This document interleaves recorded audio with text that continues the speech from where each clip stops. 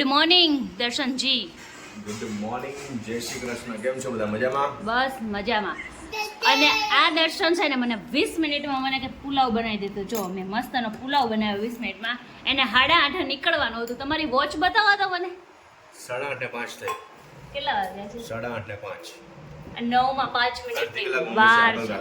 અચ્છા બસ બસ બસ, શાંતિ શાંતિ, ઓમ શાંતિ. તો જો આજ નાસ્તામાં છે બટકા વઘારેલા અને ચા અને મસ્તનો પુલાવ. કેટલી ભાગમ દોડથી મેં પુલાવ બનાવ્યો અને પોતે હાવ નિરાત રાખી. હવે પણ તું શાંતિ રાખ તો પછી મારે ડબલ ઉતાવળ કરવી પડે એટલે મેં ઉતાવળ હા કઈ નહીં. તો જો તમારી વાયગી ઘંટડી વાયગી વાલીની. દર્શન જીગર સરદારા. કઈ નહીં, હાલો બધાય નાસ્તો કરવા. જો 11 વાગી ગયા છે. 11 વાગે આપણને છે ને કહું એમ થયું કે હવે આપણે ઘર સાફ કરવું પડે એવું છે. તો 11 વાગે પ્લાન બની ગયો અચાનક અને છે ને કહું ઘર સાફ. પણ આ વખતે છે ને સ્ટાર્ટિંગ નીચેથી નહીં ઉપરથી કરવાનું છે અમારે, કેમ કે ઉપરથી પહેલાં ઉપરનું બધું ક્લીન કપ કરીને પછી નીચે કરવું છે. કેમ કે આ વખતે નીચે કરતા છે ને ઉપર એક રૂમ છે ને એ બહુ ગંધારી થઈ ગઈ, કેમ કે કંઈ કર્યું જ નહીં, કંઈ કામ જ નહીં કર્યું. તો જો આપણે આપણું શું કહેવાય સીડી લઈ આવ્યા છે, શસ્ત્ર લઈ અને હવે મંડાઈ પડવાનું છે. તો વિચારું છું પહેલાં માળિયાને એવું કરી નાખું. જો કે માળિયું એક જ છે પણ એક માળિયું પણ બહુ મોટું છે, તો એમાં એક દિવસ આખો એમાં જ લાગી જાય એવું છે. તો પહેલાં તો પેટીને એવું કાઢીને આપણે પહેલાં ધોઈ નાખી. ઘઉં કાઢી લીધા છે. ઘઉં ગમે ત્યારે આવી શકે તો આપણે એ બધો પહેલાં બંદોબસ્ત કરી નાખીએ અને તપાઈ દઈએ. ને એ બધું તપે ને અંદર રૂમને એવું ક્લીન થઈ જાય. મારા ઉપરના રૂમની હાલત જો અત્યારે શું થઈ ગઈ છે. મેન વસ્તુ છે ને એ આ મારો કબાટ છે. કેમ કે આમાં હું ગમે એટલું કરું ને તો આ ખાલી થતો દે. ગમે એટલા કપડાં કાઢીશ ને તો એ આખો ભરેલો ને ભરેલો જ રહેશે. ખબર નહીં કેમ ઓછો નહીં થતો. અને અત્યારે જો આપણે આમાં કાંઈ નહીં, હાલો ટ્રાય.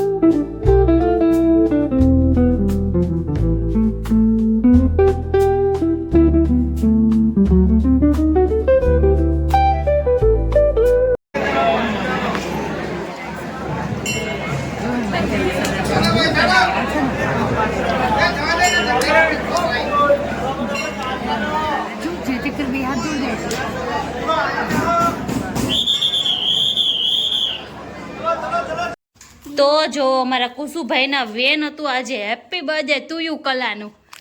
શું છે કુસુ આજે? કોનો હેપી બર્થડે છે?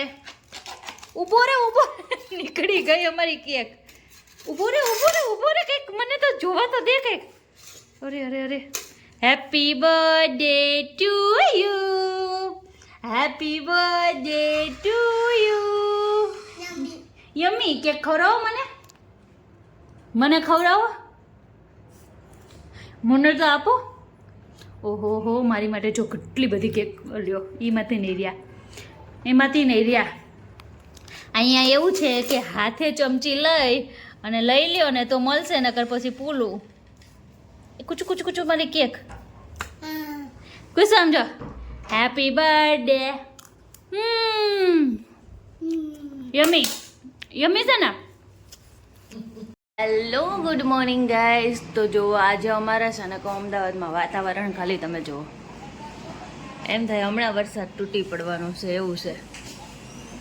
ફૂલ આમ ફાસ્ટ વરસાદ આવશે ને તો તમે બ્લોગમાં રહેજો, બતાવશું તમને, મજા આવી જવાની છે આજે. તો જો મેં આજે પેટીને એવું બધું ધોવા કાઢ્યું હતું. મને એમ કે મેં કીધું કાલે ન ધોઈને મેં આજ માટે રાખ્યું. ને બહારનું વાતાવરણ છે ને કહો વરસાદનું થઈ ગયું. બોલો આવું થઈ જાય પલભરમાં. આપણે હવે છે ને અમેરિકા જેવા શું કહેવાય વિદેશ રહેતા હોય ને એવી ફિલિંગ આવવા મળી. ક્યારે શું થઈ જાય કે નક્કી નહીં. અને મારા રૂમની હાલત જુઓ. બસ ખાલી મને આજે ખબર પડી કે કપડાનો અનહદ ખજાનો છે. મેં આજે પ્રોપર રીતે ઘર સાફ કરું છું. નકર હું કેવું કરું કે કબાટ આપણે કાઢી અને હું પણ આજે છે ને કહું મોટા બાચકા ભરાય ને એટલા કપડાં હું ખાલી કાઢી નાખવાની છું. એટલા બાપરે બાપ. અને મારી કરતાં ડબલ મારો છોકરો વધ્યો. નાનો એવું તેજુરી આખી એની ભરાઈ ગઈ. અને મેન વસ્તુ મારી પાસે બીજો એક ખજાનો છે ને, એ ખજાનો અત્યારે થોડા ઘડવા કરી નાખો એવો વિચાર આવે. કેમ કે જો પર્સમાં પણ એટલું બધું કલેક્શન જો. આ બધા પર્સ જુઓ તમે. આમાં હળવા કરું તો કઈ રીતે કરું, કેમ કે બધા પર્સ એટલા મસ્ત છે ને. કેમ કે ક્યારે કયા કામ આવે ને એનું નક્કી નહીં. જો ક્યાંક પ્રસંગમાં આવા મસ્ત ના લાગે, અત્યારે ન ગમે પણ પ્રસંગ હોય ત્યારે આ લાગે મસ્ત. ક્યારેક બહાર જવું હોય તો આ બેગવાળા સારા લાગે. પછી એમને કુસુને લઈને જવું હોય તો આ મોટું પર્સ સારું લાગે. પછી એમને પાર્ટીમાં જવું હોય તો આ પર્સ સારું લાગે. ક્યારેક એમને ફંક્શનમાં જવું હોય તો આ પર્સ સારું લાગે.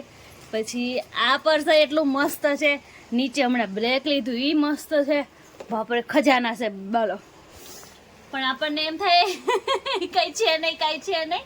પણ જ્યારે આ બધો ખજાનો વીખીને ત્યારે ખબર પડે કે આપણી પાસે કેટલો ખજાનો પડ્યો. સો કાંઈ નહીં.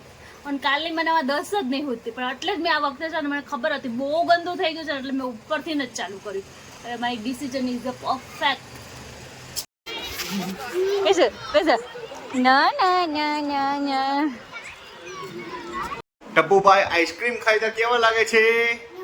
યમી લાગે ટપુભાઈ? મૂછુવાળા બબલુભાઈ છે. મૂછુવાળા બબલુભાઈ. બબલુ એ બેટા ડબ્બી છે ને એટલી સાફ કરી નાખશે ને કે ધોવાની કઈ જરૂર ન પડે. એવું? મમ્મી તમારે કેમ જમવું નથી આજે? કેમ મમ્મી, તમને કઈ તકલીફ થઈ છે? કઈ પ્રોબ્લેમ છે? પેટમાં દુખે છે? નહીં? ટપુ બેટા આઈસ્ક્રીમ ખાઈ લીધો? હવે બિસ્કિટ ખાઈ લો. ચલો લાવો અહીંયા ડબ્બી લાવો. ઓકે રવિના, તમારે થઈ જશે આટલા ઇડલી વડા ને એવું કે બીજું જોશે હજી કઈ? એટલે તમારે નકરું બહારનું જ જમવું છે એવું છે?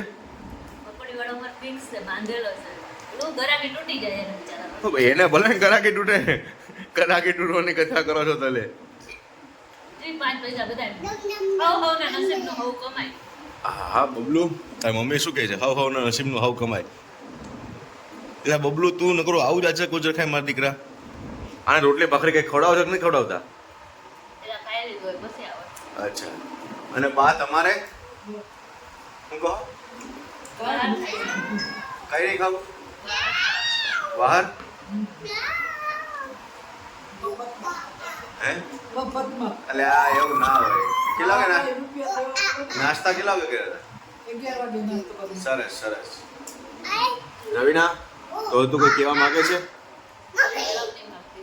કશું જ નહીં ચાલો કરું છું આટલું બધું કરતા ઓકે રવિવારની રજા છે મેં કીધું દર્શન પાસે થોડું કરાવી લેતા વાહ બકા વાહ દર્શન તો એવી જુગાડ મારીને આવીને કે રાત્રે નથી આવવાના રાત્રે નાઈટ છે કઈ વાંધો નહીં ચલો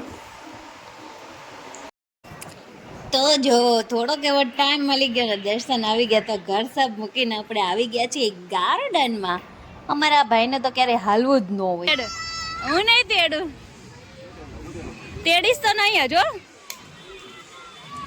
by bye bye bye bye bye આવજો એમાં ગાડીમાં બેવું છે ગાડીમાં